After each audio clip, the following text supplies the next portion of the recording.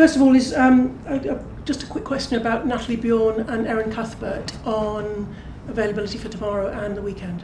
So Nat won't be available for the game tomorrow, either than Erin. So Erin was training on her own today. She could be available for the weekend, probably not for Nat, and we'll give maybe more information later on that. Okay, fair enough.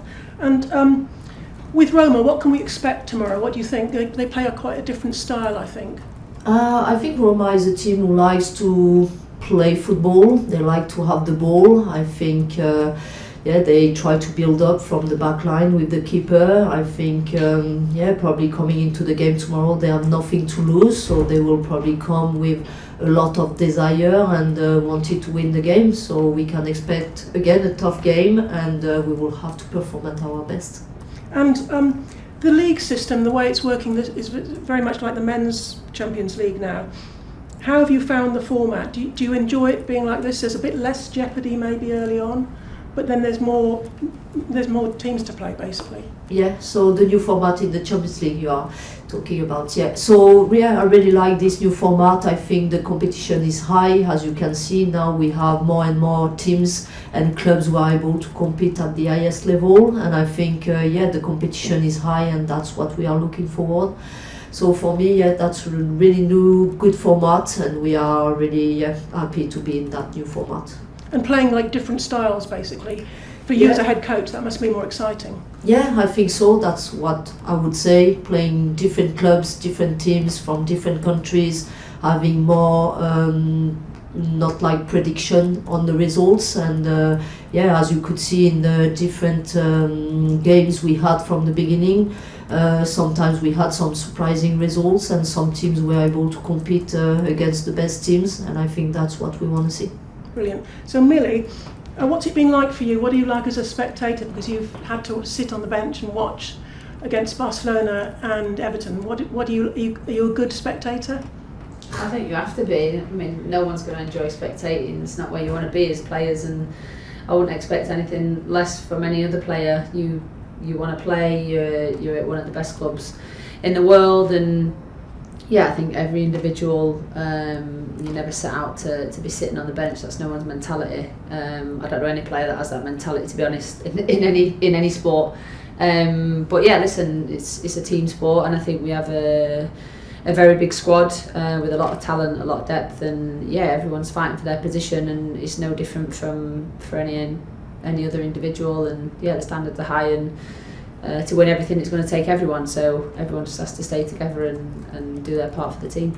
And what are you expecting from Roma tomorrow? Because I think they build up from the back as you were saying, but they can be quite direct in their attacks as well, I think. Yeah, I think it's a different style to maybe what we're used to. I think, but that is the exciting thing of the Champions League and playing this format. You get to play different teams, different styles, different players. But I think as a group we're prepared for any opponent that we face, and we'll be ready for him. But I think one thing is to not underestimate them. I know everyone likes to look at the league format and where people sit, but I think as we've learned in the WSL, it's sometimes irrelevant. Sometimes the performances don't reflect the results. So it's not a team that we're taking lightly, and it's one that we're going to be ready for. And are there any Italian speakers in the team that can eavesdrop on Roma? Like Olivia, I think probably. Does she speak Italian? Oh, I can't give that away, because then we've given our secret weapons away. So maybe they can, maybe they can't. We'll have to find out. Brilliant. Okay. Good luck tomorrow. Thank you. Thank you. Thanks, Uma. Thank you. Hi, Sonia. Hi. When you go from playing WSL teams at the weekend to then playing European teams midweek, is that a different process for you as a coach, kind of trying to approach those games in such quick succession? No, I think it doesn't make any difference to play in the Champions League or in the league. I think these both competitions are really high. These two competitions are really competitive. So in terms of process, we prepare every game in the best professional way we can.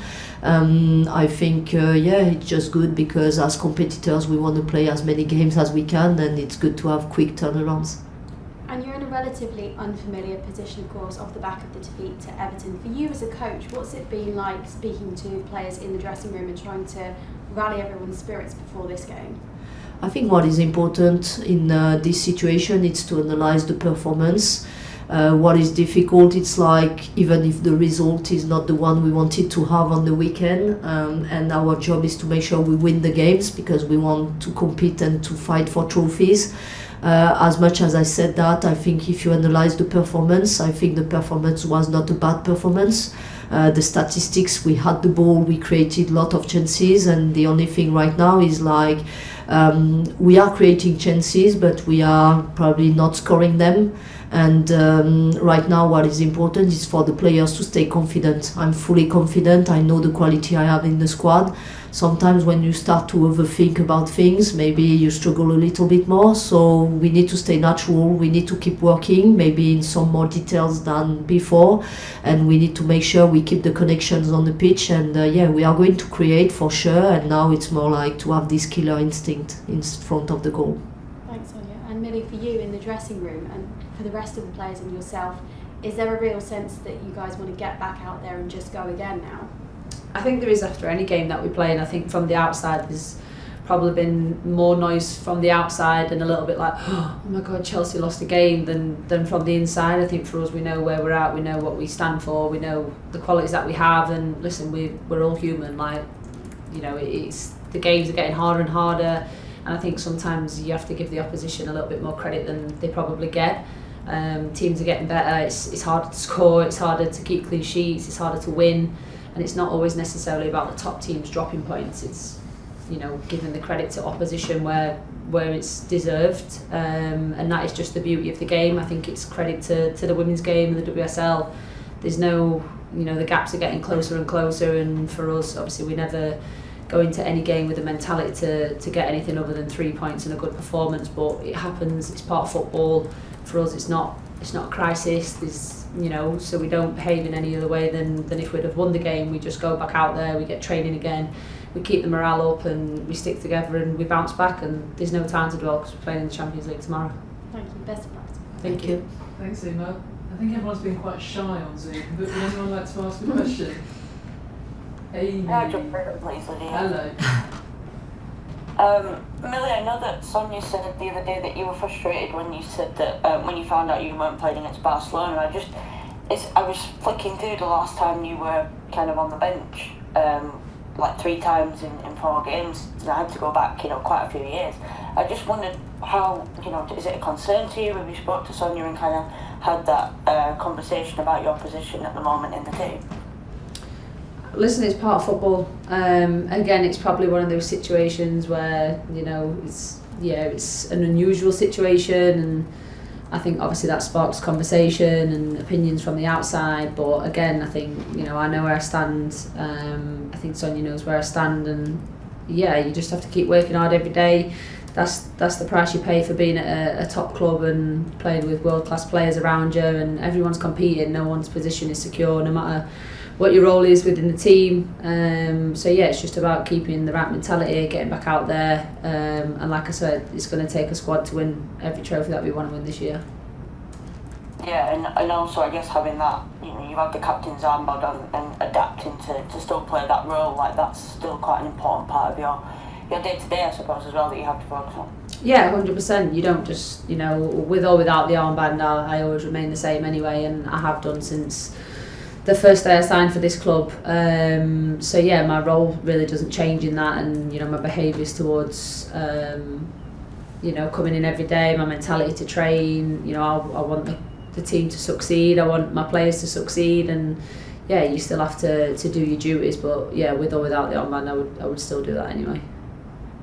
Perfect, thank you. Good luck tomorrow. Thank you. Thank you. Thanks, Amy. Alex, we'll come to you next, please. Hi Sonia and Millie, hope you're both well. Hi, Just a question for Sonia. Obviously, like the last 3 games winless in the WSL, sort of coincided with you sort of going back to the back 4. I know you started the season with a back 3. I just wondered do you think this is sort of a system issue, or is it sort of other factors at play, and do you plan to carry on with the back 4 sort of going forwards? No, I think again we can have different options going into every game. I think when we speak about the back line, yeah, we can play back 3, back 4. We can also sometimes change our shape in the midfield. I don't think that's the reason why we probably dropped points or didn't have the results we were expecting in the games. I think if you analyze more the performance in that games and if you look at the statistics, I think we created enough to be in a position to win the games, but it's still not enough because we are not winning them, so we need to find the solutions, and I'm the one who need to find the solutions to support my players in that situation. So for me, yeah, we need to focus on the connection on the pitch, the really details. We need to put the desire, we need to show also to score more goals, and I think it's not about only the system. Could I just ask about Guru Wrighton? Obviously I saw she's back in training, wasn't in the squad on Sunday. Is she in contention for tomorrow? Apologies if you addressed that before, the line was a bit dodgy. So No, I haven't said anything about Guro, so she will be in contention for the squad tomorrow. I think Guro has been back from 10 days now, but as you could see, she was not available for multiple weeks, so I think she needs to build up fitness. But I think she's now in a lot better place and she's ready to start a game. So she's in the squad tomorrow and available. Okay. All the best for tomorrow, both. Thank you. Thank you. Thanks, Alex. We'll leave it there. Thanks very much, everybody. Have a nice afternoon. Thank you.